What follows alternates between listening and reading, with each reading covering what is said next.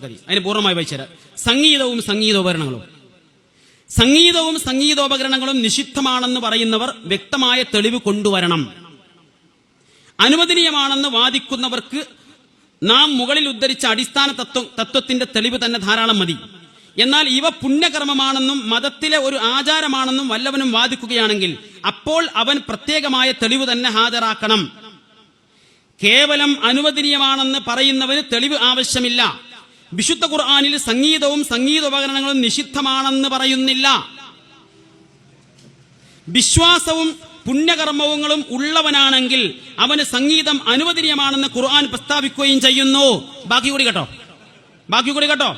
ദാവൂദ് നബി അലൈഹി സ്വലാമക്ക് അള്ളാഹു നൽകിയ വേദഗ്രന്ഥമായ സബൂർ സംഗീതമായിരുന്നു.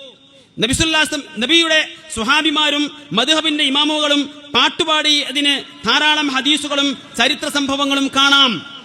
യാതൊരു സംഗീതോപകരണങ്ങളും ഇസ്ലാം വിരോധിച്ചതായി സ്ഥിരപ്പെട്ടു വന്നിട്ടില്ല. സുഹാബിമാരുടെ വീട്ടിൽ അതിഥികൾ വന്നാൽ ഹാർമോണിയം കൊണ്ട് പാട്ടുപാടാറുണ്ട്. ഇമാം ബുഖാരി ഉദ്ധരിച്ചുകൊണ്ടാണ് ഓർത്തത്.